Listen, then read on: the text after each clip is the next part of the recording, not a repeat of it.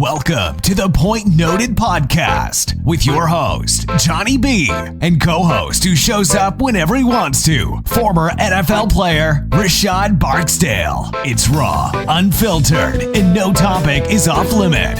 We talk sports, entertainment, culture, and a whole lot of random shit. Let's get to the point. All right, Point Noted Podcast. You're hanging out with your host, Johnny B. And on today's show, we have a special guest in the house. We're going to take this, to the hockey ring. So we're going to talk everything hockey today. So hopefully you guys are excited about different topics today. We have Gino Hard in the house. Gino, how you doing, my man? Good, doing good. How are you? I'm good, man. I'm good. In the house, staying away from COVID and all of that. How are you guys doing out there with COVID? Yeah, managing, I think that's the best way to put it. Obviously, I think at the start it was definitely harder when it just came out of left field a little bit, and you had to adapt to something brand new. But now, kind of getting more of an understanding of it and listening to all the recommendation and guidelines, it's been a lot easier. Right. And I know there's a lot of people out there that are actually fighting the recommendations, right? They feel like they're having their freedom being suppressed, and perhaps that's just an American thing. I know you're in Canada. Where in Canada are you? Vancouver. Yeah, I'm in New York, so I know not a long flight to get out there. Mm-hmm. Yeah, not bad at all. So out there in Vancouver, do you notice people are actually obliging by the recommendation put in place and putting their mask on and practicing social distance and all that? Yeah, I think it's really hit or miss. It kind of depends on where you go and kind of what you're doing. I think though for the most part, that a large portion of people are following the recommendations, but at the same time, it's not like 100% of everybody's doing it. There's definitely groups and a decent amount of people that just aren't following it. And I think that's kind of why I think, especially now in Vancouver and British Columbia, they're saying that they might actually see a spike now. We've been doing so well with it, but because people haven't been following the guidelines, they're projecting a spike in cases. Oh, wow. Yeah, folks just got to listen. I know here in the States, it's getting pretty violent when you go to the store. If you don't have a mask on, they're not letting you in. As a matter of fact, if you find a way to get in, there's just a lot of violence happening. People getting into fights. I've been seeing stuff like that. And I read, I think, an article that Walmart just made it mandatory for all masks in the States. Yeah. Right. Yeah. So I'm wondering if that's going to come over to Canada, because I know I haven't seen that yet, but that could be in the works. Yeah. Where pretty much every store really has a sign in front of the door that says no mask, no entry. So, oh, wow. There's been a few times where I got out the car trying to get into the store and I I forgot my mask, and I have to walk back to the car and grab a mask and put it back on. Because you have to think about other people too, right? If you don't catch it, what if you have it and you give it to somebody, Yeah. That's very true. You have to kind of think about other people, and I think that's hard to grasp for some people, especially the younger generation. Is that it's not just about you not getting it; it's about other people around you not getting the virus. Right. You born and raised in Canada? Yeah, kind of grew up in here and Vancouver area, and yeah, so that's kind of all. Obviously, I've been to the States and I've kind of traveled a little bit, but Vancouver is kind of the place I know the most. Right, and you're an hockey guy. Did you when did you start playing? Did you play? Did you play hockey growing up? I played like very young. I started. We call it Pee-wee in Canada. I don't know the exact age, but it's quite young. And okay, I still play today, but I was playing high level throughout. My kind of the high school days, the university days and stuff like that. But nowadays it's kind of just beer league, stuff like that. So what level of hockey do you have to play in Canada to be considered that you had a pretty high level? Like, not talking about getting to the pros, but what level do you have to play in Canada hockey-wise to be considered like you had a good competitive playing career growing up? Yeah, they just called it like rep. So there's Rep, like, yeah, rep hockey. That's kind of like, rep hockey. Okay. yeah. So there was always like two levels. Like you can just play the ordinary level that everyone else plays, but if not, then you can try out for rep every year, and they kind of make the teams. And there's different divisions to that. There's like triple A, double A, Okay. and B and things like that. So that's kind of You don't how. you don't get paid, do you? No, I mean it depends like what age you're talking about. I mean if you're playing like early professional, then yeah, but up into that, no, you're just playing for fun, and you're just kind of trying to make that dream happen. Right. Did you play any other sport? Yeah, for me, I played. It was one of those things like I was into like all the sports. I played soccer, I played Nice. baseball, and then I kind of had to make that choice, right? Because as you get older, you can't do everything. So I went with Right. hockey, but I was definitely into soccer and baseball growing up. Okay. So if you hadn't choose hockey, it would have been soccer. Yeah, I think so. I'm a goalie, so I feel like there's similarities there. Right. They are. They Yeah, are. it's kind of like, but hockey's just my thing, but I do enjoy Right. soccer. Yeah, I have a guy out here that I play soccer with, and he also plays goal, and he plays hockey, and he's also a goalie. So Oh yeah?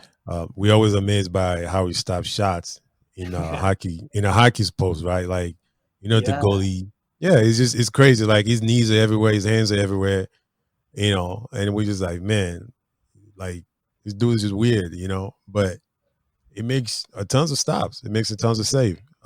Just but nothing soccer natural wise. It looks weird doing it, but it works. A lot of legs. Yeah, that's kind of how it is for me. I can't really explain it. I feel like part of it, you're kind of born with those kind of reflexes, and then the other stuff comes with like practice and training and all that. But it's definitely not for everybody, the goalie position. Right, right. Um, so let's talk about COVID and the Mhm. impact it's having on NHL season. Have they set a date to return?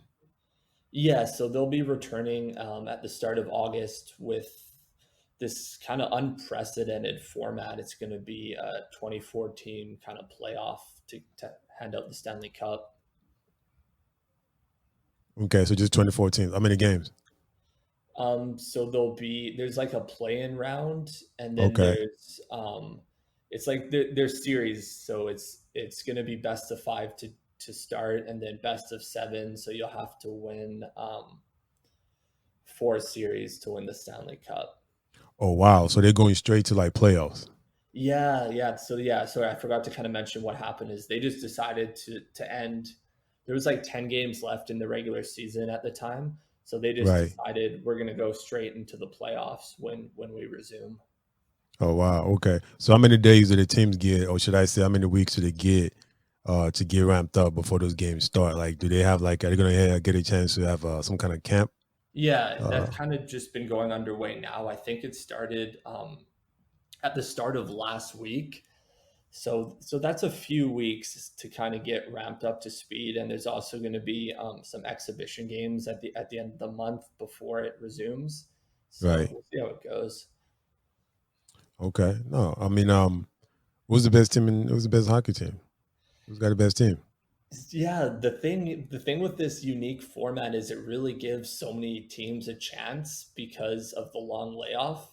It's not going to be like this grind. It's going to be, I think, possibly the most talented team. And for me, I think the most talented team is from the East, and it's my pick is the Tampa Bay Lightning.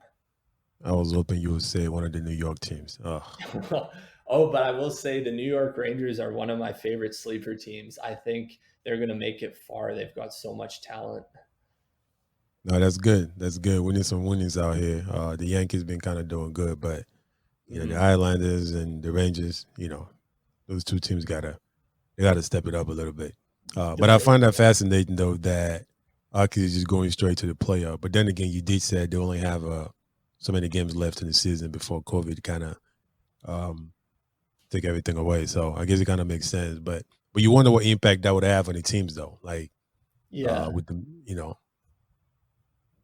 it's definitely interesting because if you're a team that was just out of the playoffs at the time of the pause, they were obviously going to want a chance to finish the season. So that's why what the league is doing is kind of giving these teams a chance it's called like a qualifying round to get into the playoffs. All these teams that were kind of on the bubble, Right. a chance so to try and get in. But it's definitely, everybody is adapting to it. And I think, we could see just a team that gets hot at the right time wins the whole thing. Is it are they doing a bubble like the NBA is doing, where all the Mhm. teams are kind of like secluded in one area and you can't really leave? Are they doing that?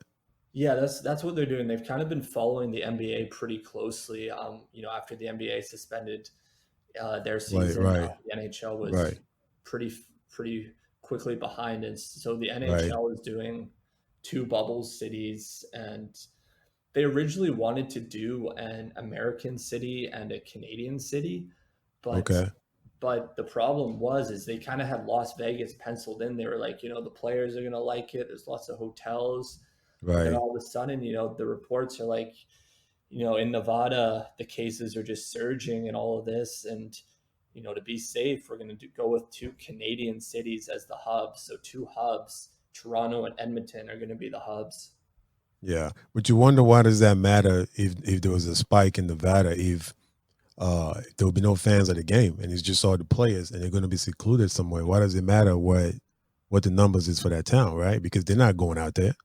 And I think, fans in Las Vegas will probably, argue exactly what you're saying. But I think the NHL is just looking at it as as a safety just for the players in the event that, when they get there or whatever, or if some player decides they want to break the bubble or something, that it's just safer Right. to go with the Canadian cities. But, if everybody's in a bubble, because with the NBA, they're, I think it's Orlando, if is that Right. right? Yep. He's Yeah. Orlando. Yep. Aren't cases pretty high there?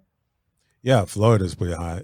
Yeah. So, I mean, I It's a don't hotbed know. right now. Yeah. I think the NHL is just going with the safest way possible because the cases in Canada are definitely better than they are in America, in the States.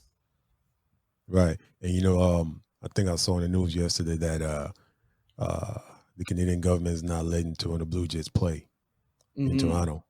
Right. So I'm like, man, they're crazy over there. The government over there is just they're not playing around.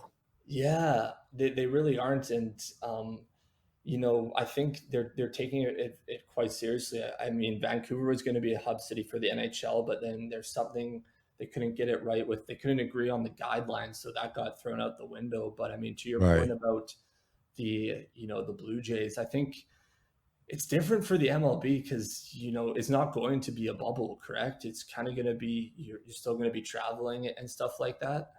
Right. So that's why I think there's this issue with, because they don't want traveling across, to the States and back to Toronto and all that. That's what they don't Right. want. So I think that I was reading, they're saying possibly Pittsburgh or Baltimore for the Blue Jays. It's going to kind of Wow. be crazy. Yeah, it would be. But I mean, I think it makes sense for the location though. I mean, for the geographic of it is Oh just yeah, for the geography for right. sure. Yeah, for Toronto and then Pittsburgh, it's really it's a pretty decent distance. And plus the way the MLB have it set up, I think a lot of the teams in the AL East and AL West is going to kind of play each other a lot more. So really, Okay. the traveling is very close and small. So I think it makes sense for them to do that. But it's still pretty weird though to have the Blue Jays having home games in Pittsburgh. They might as well just do what the NBA is doing, just have everybody play in one stadium. Yeah, You know, that's what kind of makes sense. But I guess yeah, it's just do that. difficult, yeah, for the MLB. Right. What does it look like for the NHL when it comes to young players? The NBA's got 18 years old and 19 and 20 kids coming out of college early after a year. What does the number look like for hockey? Is there a lot of 19, 20-year-old in the NHL, or is there Hmm. like an age limit before they can get in? What does that look like? Yeah, it's kind of this thing going on where the young generation in the NHL is just taking over. Like all the best players right now are in their like early 20s. Right, right. And yeah, it's this new age. Like it's all about speed and skill, and it's crazy the talent that these young guys have, and they're just whizzing around the ice. But once you sign your entry level contract, you're Mm-hmm. able to come into the NHL. So that typically comes at around 18 would be the youngest age you would see, and then a lot of 19-year-olds would come in at that time. And if some teams want to kind of, if they're already pretty loaded at a position, and they want to give that player playing time, they'll just let Right. him develop in the AHL for a little bit until he's a A bit little older, bit. and then they'll bring him onto the team. But it's definitely a young player's game right now.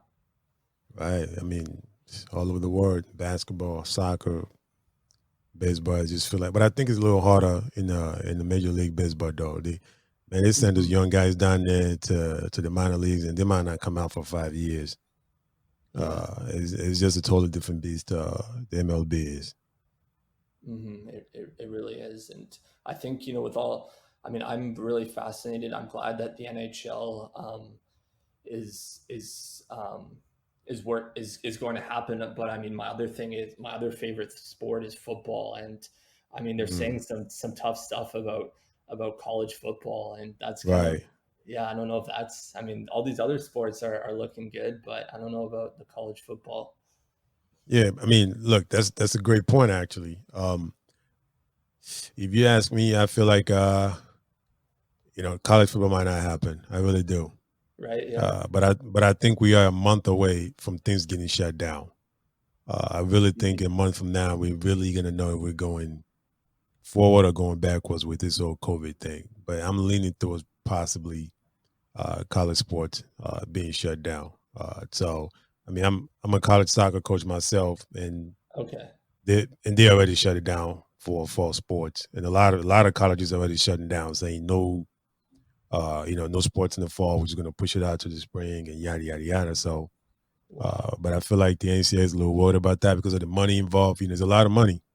Oh yeah, a lot, especially for the big conferences. Yeah, a lot of money. Speaking of money, some of these NHL fights are definitely worth paying for. Oh yeah. But but as a guy that plays basketball and plays soccer, where we know we have fouls, we have flagrant fouls.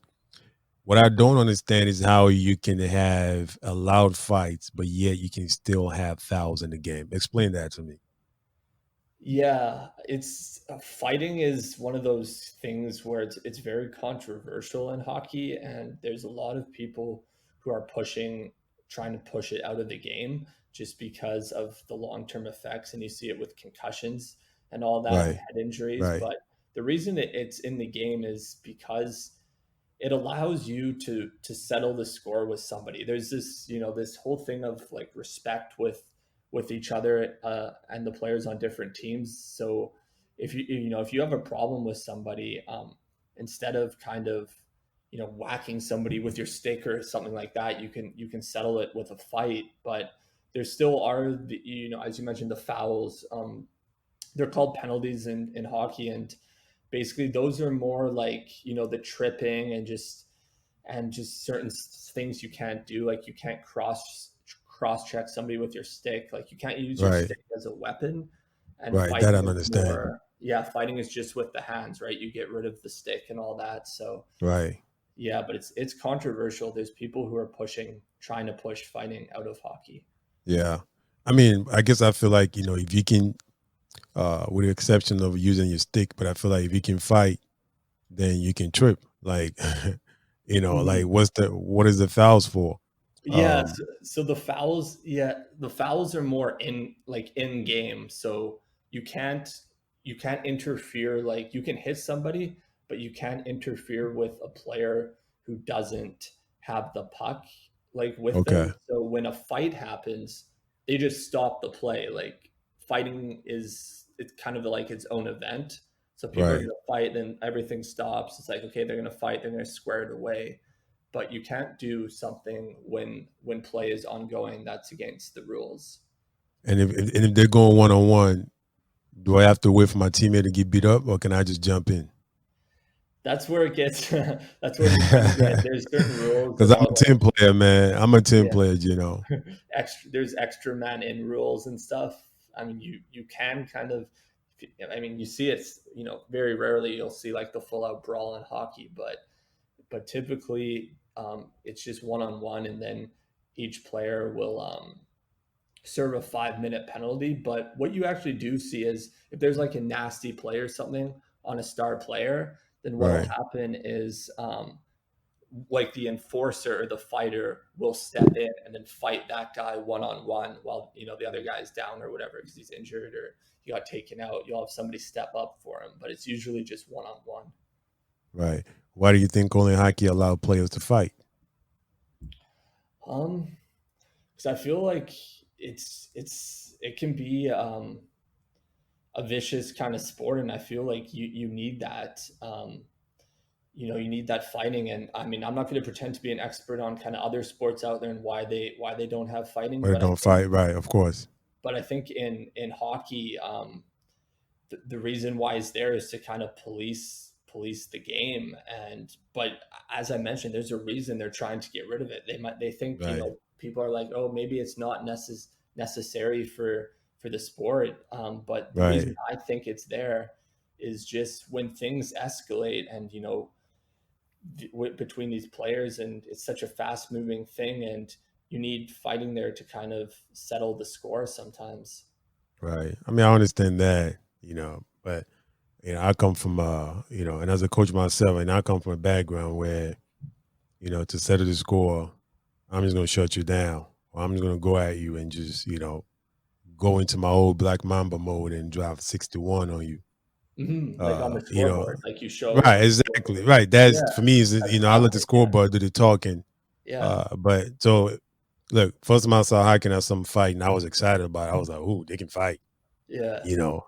But the more I watch, I'm like, why they letting them fight? Like yeah. And you know, I really, the whole scoreboard thing. It's common in hockey too. Like that's what all like the star players do. Like there's only a certain type of player that will fight. Like you won't see like the best players fighting usually. And what's right, happening is because it's becoming such a skill game, all these right. enforcers are kind of being pushed out. So that's why, fighting, I don't have the stats or anything, but I'm pretty sure Mm-hmm. if you look, the number of fights is going down quite It's going substantially. down over the years. Okay, that makes Yeah. sense. That makes sense. What's the best hockey game you've seen? Best hockey games I've seen. Man, I've seen some. There was one game seven that I was at between Vancouver and Dallas, way back when they played this intense double overtime game um, that was one of the best because I think, Vancouver and uh, in the playoffs, it's just such a great atmosphere there, and you've got kind of the towels and all that, and Right. so yeah, Vancouver Dallas game seven, that was a heck of a game. Seen a lot of good regular season games as well. Just recently this year, there was a really good one I was at between the Canucks and the Capitals, where the Canucks actually blew a 5-1 lead and lost in a shootout, but just a lot Oh of star wow. power and stuff like that. So yeah, Wow, blowing a 5-1 lead. Wow, that's yeah, like that's pretty that's fun. like the Warriors blowing a 3-1 series lead.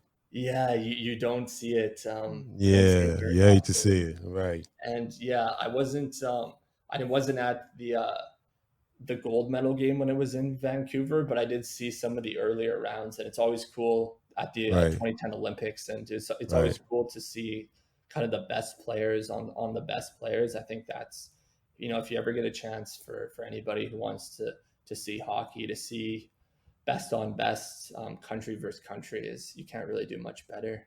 Right. Right. Absolutely. Absolutely. Um, so who are the top two players in the NHL?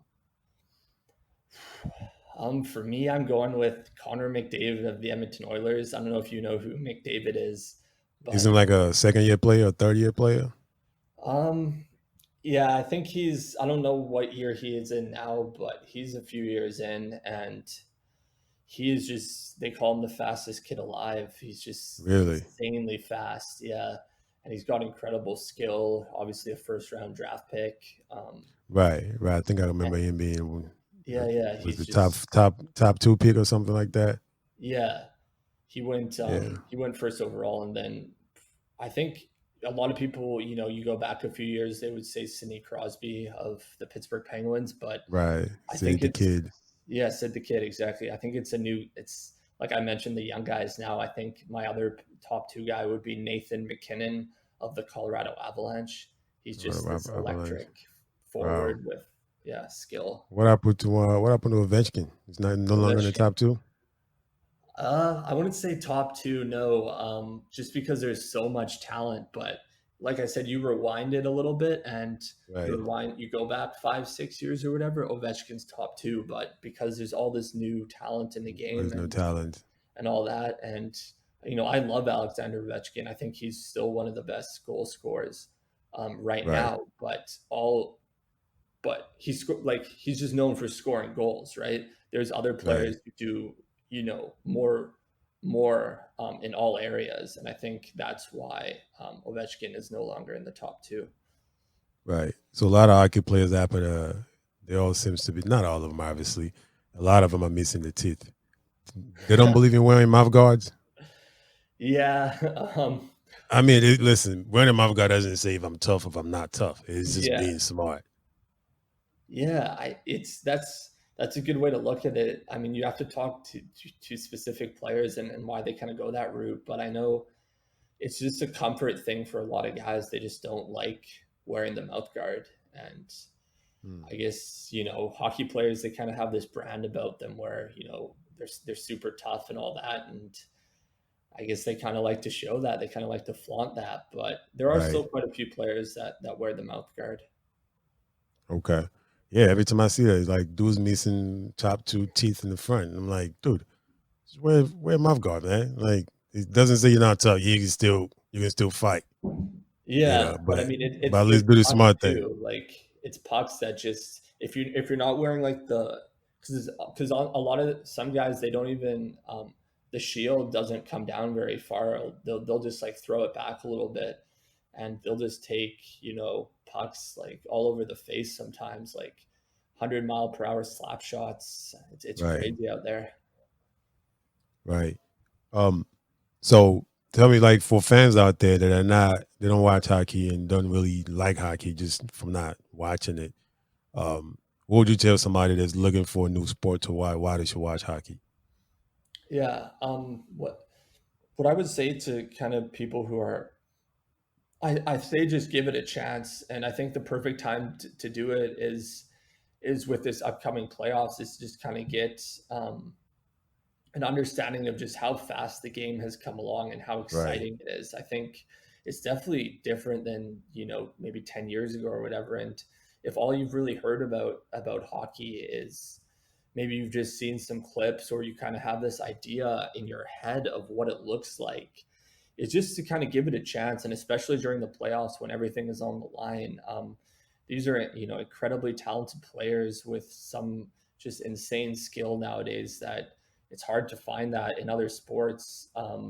Just how fast it moves and how On good a ice, lot of these players are. So I think right. that's what I would say to anybody is just give it a chance and watch some of the games when they matter. And I think that's another thing is some games early in the season or whenever it's kind of like, okay, it's fun, but it's not at that level where you have to win type of thing. And I say give it a chance in the playoffs. Right. Yeah, I mean, I watched the Rangers and the Islanders being their New York teams, Okay. and having family in Chicago, so I watched the Blackhawks pretty well. So, Oh yeah, Chicago. oh, absolutely, and in the playoffs, I'm definitely Yeah, I watch. were you were you there when they had their dynasty kind of run there with the 3 Stanley Cups?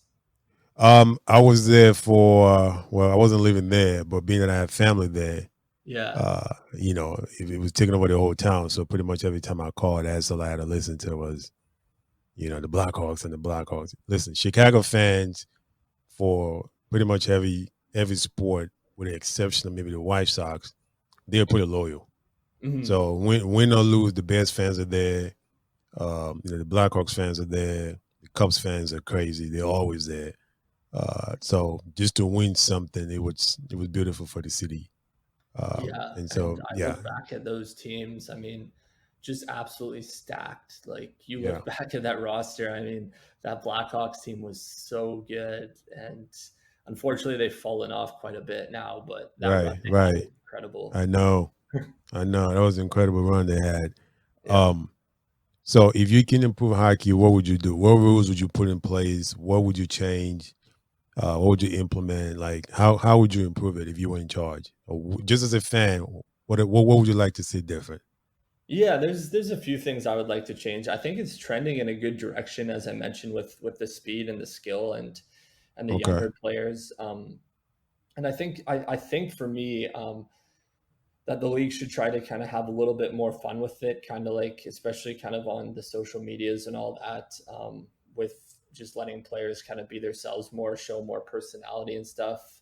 right, And I think that would be huge for the game, and it's already trending there. And in terms of the specific rules, I personally am. I think the shootout could go.